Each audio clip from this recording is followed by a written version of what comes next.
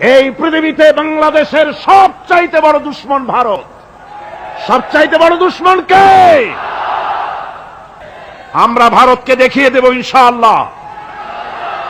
জিহাদের প্রেরণা নিয়ে যদি প্রয়োজন হয় বাংলাদেশের যুদ্ধ যদি করা লাগে ভারতের সাথে, আর যুদ্ধ করা লাগবে, রাসূলুল্লাহর ওয়াদা আছে। কার ওয়াদা? নাসাই শরীফ, ইবনে মাজাহ, এই সাহাসেত্তার দুটি হাদিসের মধ্যে হযরত আবী হুরায়রা রাদিয়াল্লাহু তাআলা আনহু বর্ণিত হাদিস রয়েছে। বলেছেন দুই শ্রেণীর লোক কিয়ামতের দিন জাহান্নাম থেকে মুক্ত হয়ে যাবে। এক শ্রেণী হচ্ছে যারা ঈসা আলাইহিস সালামের সাথে সাথী হয়ে যারা লড়বে আর শহীদ হবে, কিয়ামতে তারা জান্নাতে যাবে, জাহান্নাম থেকে মুক্ত। আর দ্বিতীয় শ্রেণী ভারতের সঙ্গে একটা যুদ্ধ হবে, রাসূল বলেছেন হিন্দুস্তানের সঙ্গে একটা লড়াই হবে। ওই লড়াইয়ে যারা শহীদ হবে, রাসূলুল্লাহ বলেছেন কিয়ামতের দিন জাহান্নাম থেকে আল্লাহ মুক্ত করে দেবে।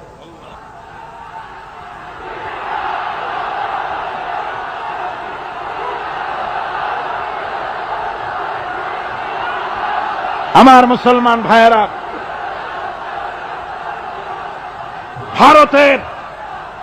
ভারতের জনগণের সাথে আমাদের কোনো বিদ্বেষ নাই, ভারতের জনগণের সাথে আমাদের কোনো শত্রুতা নাই, ঠিক কিনা? আমাদের দুশ্মনী নরপশুর সাথে। তুমি একটা সরকার, তোমার হাতে রয়েছে সেনাবাহিনী, তোমার সাথে বিএসএফ, তোমার হাতে ল্যান্ড ফোর্স, এয়ার ফোর্স, সব বাহিনী তোমার হাতে। মসজিদ ভাঙে চোখের সামনে, তোমার বাহিনীর লোকেরা অস্ত্র নিয়ে দাঁড়িয়ে থাকে, একটা ফাঁকা গুলিও করলো না। করছে একটা ফাঁকা গুলি? মুসলমানেরা প্রতিবাদ করলো, সেই প্রতিবাদের মুখে মুসলমানদেরকে গুলি করে করে মারা হলো। কারফিউ দিয়ে পুলিশেরা মুসলমানদের ঘরে ঢুকে মুসলমানদেরকে বের করে এনে বেয়নেট চার্জ করে শহীদ করে দিয়েছে। দিল্লি, মিরাট, থামো। দিল্লিতে, মিরাটে, কলকাতায়, বোম্বে, মাদ্রাস, গোটা ভারতে সাম্প্রদায়িক দাঙ্গা দিয়ে ডুবিয়ে ফেলেছে। মুসলমানেরা আজকে তার সেখানে এতিম অবস্থায় পড়ে আছে। সেই লড়াই ভারতের সাথে আমাদের হবে। ওই লড়াই যেদিন বাঁধবে, বাংলাদেশের সেনাবাহিনী, air force, land force, police শুধু এরাই যুদ্ধ করবে না, বাংলাদেশের 12 কোটি তৌহিদি জনতা শহীদ তিতুমীরের বাস হাতে নিয়ে ভারতকে পিটিয়ে ঠান্ডা করবে ইনশাআল্লাহ।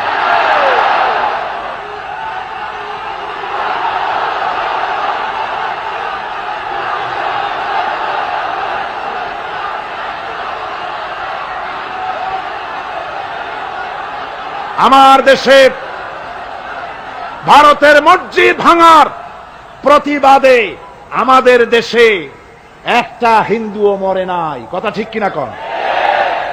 কিন্তু ভারতে ভেঙেছে তারা বাবরি মসজিদ, আমার দেশের 15 জন মুসলমান পুলিশের গুলিতে নিহত হয়েছে। আমার দেশে হিন্দু মরে নাই, তোমরা আমার দেশে সেখানে আমার মুসলমান মেরেছ।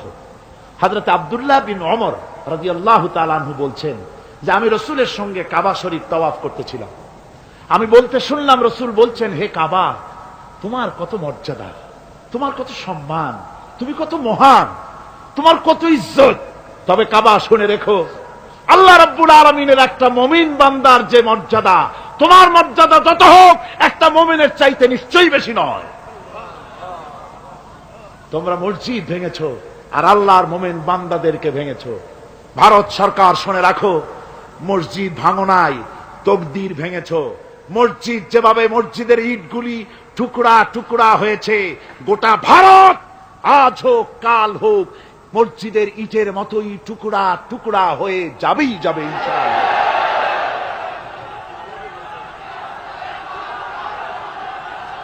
তবে আমার দেশের মুসলমানদেরকে মনে রাখতে হবে, আমরা প্রতিশোধের নীতিতে বিশ্বাস করি না। ভারতের বাবরি মসজিদ ভাঙার ব্যাপারে বাংলাদেশের কোনো হিন্দু দায়ী নয়, কথা বুঝতে পেরেছেন? আমরা একজনের অপরাধের শাস্তি আর একজনকে দেই না। বাংলাদেশের কোনো হিন্দু ওই ঘটনার জন্য দায়ী নয়। আমাদের দেশে মন্দির 2-4টা ভেঙেছে, আমরা খবর নিয়েছি, এই মন্দিরগুলি মুসলমানেরা ভাঙে না, এই মন্দিরগুলি ভারতের এজেন্টদের উস্কানিতে হিন্দুরা নিজেরা ভেঙেছে, মুসলমানেরা ভাঙে না। ভারতীয় দালালেরা বাংলাদেশের সারা পৃথিবীতে সাম্প্রদায়িক সম্প্রীতির ভাব মূর্তিকে ক্ষুণ্ণ করার জন্য এই কাজ তারা করেছে। নরসিংদীতে, আরে মিয়া থামো না, নরসিংদীতে সেখানে দেখা গেছে গভীর রাত্রে কাপড়ের দোকানদার হিন্দু ঘরের সমস্ত কাপড় চোপড় সরাইয়া নিজের দোকানে আগুন দিতে গিয়েছে, পুলিশ তখন তারে ধরেছে। ভারতের পা চাটা গোলামেরা হিন্দুদের দিয়ে এই কাজগুলি করাইছে, কোন মুসলমান মন্দির ভাঙে নাই।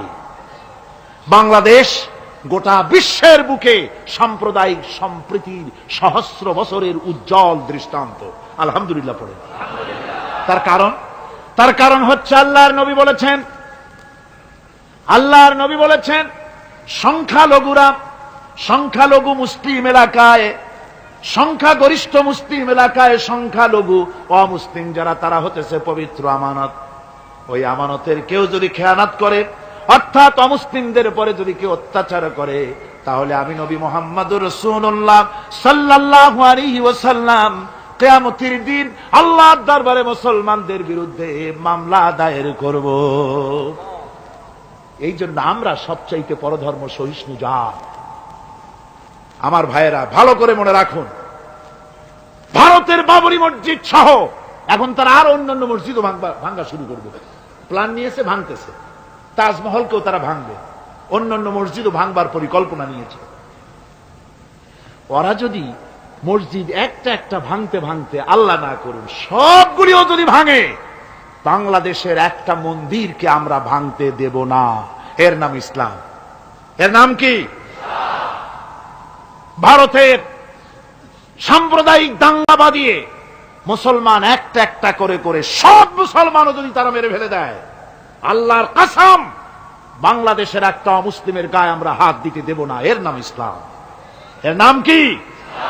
আপনারা যদি কখনো শোনেন যে কোন এলাকার কোন লোক মন্দির ভাঙতে যাচ্ছে অথবা হিন্দুর বাড়ি আক্রমণ করতে যাচ্ছে, সাথে সাথে তাকে ধরে থানায় সোপর্দ করবেন। রাজি আছেন? কারা রাজি? হাত উঁচু করে দেখান। আলহামদুলিল্লাহ, হাত নামা। এই সাম্প্রদায়িক সম্প্রীতি বাংলাদেশে অতীতে ছিল, এখনো থাকবে ইনশাআল্লাহ, ভবিষ্যতেও থাকবে ইনশাআল্লাহ। বলেন ইনশাআল্লাহ। আমাদের শত্রু, আমি বারবার বলছি, হিন্দুরা শত্রু নয়, শত্রু হচ্ছে ভারতীয় এজেন্ট যারা, ভারতের দালাল যারা, ওরা আমাদের দুশমন। ঠিক কিনা? তারা বাংলাদেশের স্বপ্ন এখানে বসে দেখে, পত্রপত্রিকার মাধ্যমে, টিভির মাধ্যমে হাজারো প্রচেষ্টা তারা চালিয়ে যাচ্ছে ইসলামের বিরুদ্ধে। সুতরাং ইসলামকে জমিনে টিকিয়ে রাখার জন্য চাই সংগ্রাম।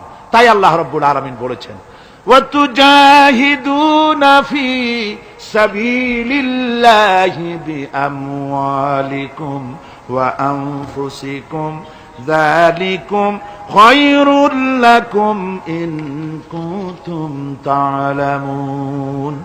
আল্লাহ পাক বলেন, আমার রাস্তায় জিহাদ করো, জান দাও, মাল দাও, জান দাও, জিহাদ করো, এটাই হলো উত্তম কাজ। যদি তোমরা ইসলাম বুঝে থাকো, এটাই তোমাদের জন্য কল্যাণকর। আগে বলেছেন মালের কথা, পরে জানের কথা। আগে কোনটা? মাল, পরে জান। যেহেতু আমরা জানের চাইতে মালের মহব্বত করি বসি, ঠিক কিনা? তো মালের মহব্বত করি বেশি, আমরা কথায় কথায় বলি, আরে ভাই দরকার যদি হয় জানটা দিয়ে দিব, আর জান যদি দিয়েই দেন তো মালটা তো থেকেই গেল। এই জন্য আল্লাহ বলেছেন মাল আগে দাও, তারপরে জান দাও।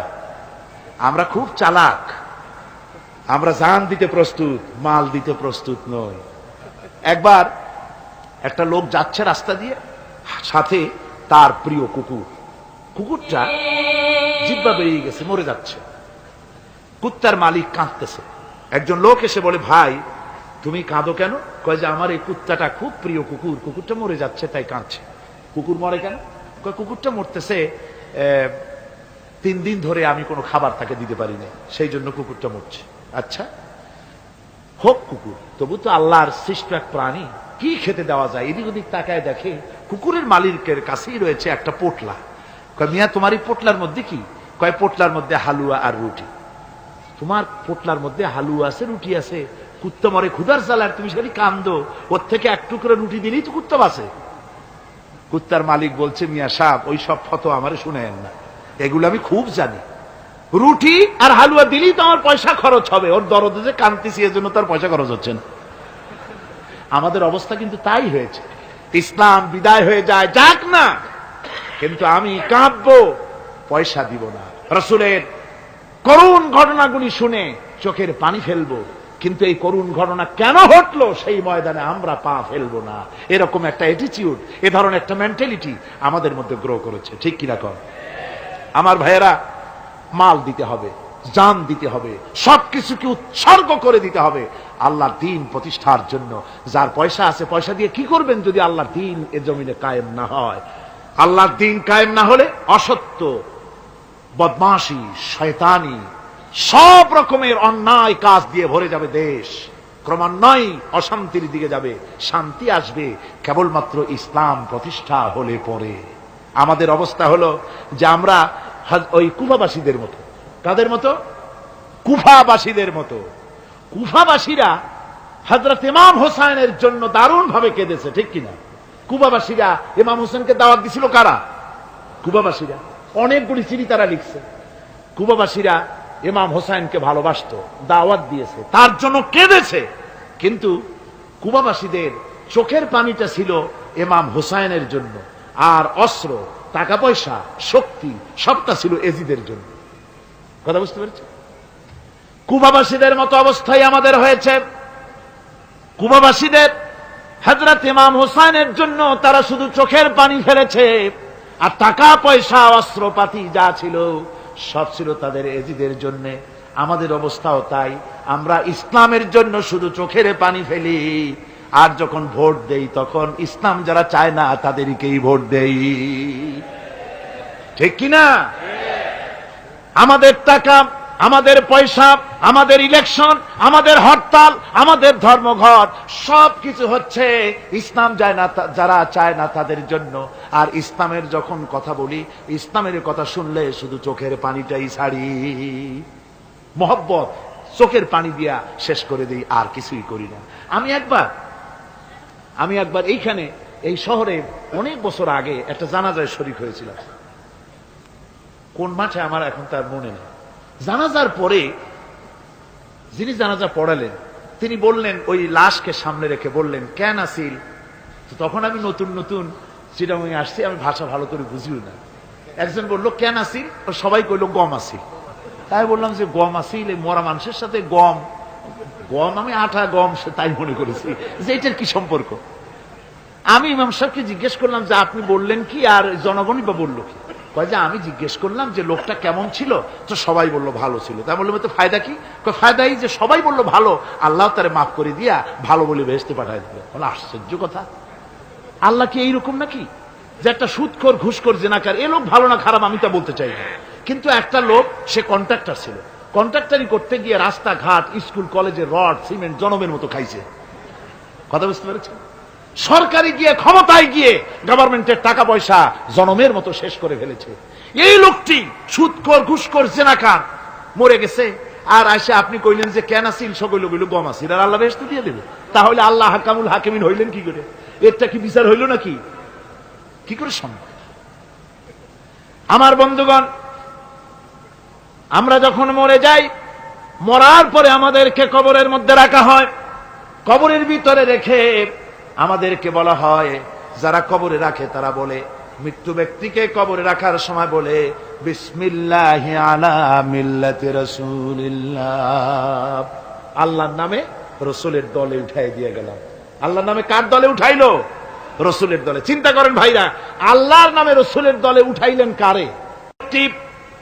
তার যৌবনকালে যত মিছিল করেছে, ধর্ম নিরপেক্ষতাবাদের পক্ষে মিছিল করেছে, পুঁজিবাদের পক্ষে মিছিল করেছে, সমাজতন্ত্রের পক্ষে মিছিল করেছে, স্লোগান দিয়েছে, দেওয়ালে লিখেছে, বক্তৃতা করেছে, ভোট দিয়েছে, বই লিখেছে, জীবনে যা কিছু করেছে সব করেছে মানুষের তৈরি করা মতবাদের জন্য। তার ভোট ইসলামের কাজে লাগে নাই, তার ইলেকশন ইসলামের কাজে লাগে নাই, তার দেওয়ালের লেখা ইসলামের কাজে লাগে নাই, তার বক্তৃতা, তার টাকা পয়সা ইসলামের কাজে লাগলো না। মরে গেছে, পরে মরা মানুষটারে উঠাইয়া বললা রাসূলুল্লাহর দলে উঠাইয়া দিলাম, এখন বলো রাসূলুল্লাহ কেন তোমার মতো মরা লাশটাকে তিনি গ্রহণ করতে যাবেন? তোমার জীবনের কোন কাজই তো ইসলামের জন্য কাজে লাগলো না। তোমার জীবনের একটা দিনও তো ইসলামের কাজে লাগে নাই। মরছো, তারপরে তোমার মরা লাশ রাসূলুল্লাহ বহন করতে যাবেন কেন? কি দায় ঢাকা পড়ছে তা? সুতরাং আমি বলতে চাই, আজকের মাহফিলে যত জনতা উপস্থিত হয়েছেন, জান এবং মাল সবকিছু দিয়ে লড়াই করতে হবে আল্লাহর রাস্তায়। আমার ভোট, আমার ইলেকশন, আমার স্লোগান, আমার বক্তৃতা, আমার টাকা করি খরচ সবকিছু হবে আল্লাহর জন্য। কুল ইন্না সালাতি ওয়া নুসুকি ওয়া মাহইয়ায়া ওয়া মামাতি লিল্লাহি রাব্বিল আলামিন। সবাই পড়েন, ইন্না সালাতি ওয়া নুসুকি ওয়া মাহইয়ায়া ওয়া মামাতি লিল্লাহি রাব্বিল আলামিন। আল্লাহ পাক বলেছেন, বলো আমার নামাজ, আমার হায়াত, আমার কোরবানি, আমার মত সব আল্লাহর জন্য। কার জন্য? আল্লাহর জন্য। সুতরাং জিহাদ হলো আমাদের জন্য অপরিহার্য। সেই কথাটি এতক্ষণ ধরে বুঝালাম। বিশ্ব মানবতার মুক্তি, নারীর মুক্তি, শ্রমিকদের মুক্তি, মানুষের মুক্তি, গরিবের মুক্তি, শ্রমিকের মুক্তি, বিশ্ব মানবতা, নির্যাতিত মানবতার মুক্তি আসতে পারে কেবলমাত্র জিহাদের মাধ্যমে। আল্লাহর দ্বীন প্রতিষ্ঠা করে মানুষের মুখে হাসি ফুটানো যেতে পারে। আর কোন পথ আছে? আর কোন পথ আছে? আর কোন পথ নাই। আল্লাহ যেন এই রাস্তায়, এই জিহাদের রাস্তায়, দ্বীন প্রতিষ্ঠার রাস্তায় আমাদেরকে সক্রিয়ভাবে অংশগ্রহণের তৌফিক দেন। সবাই বলুন আমিন। সবাই বলুন আমিন।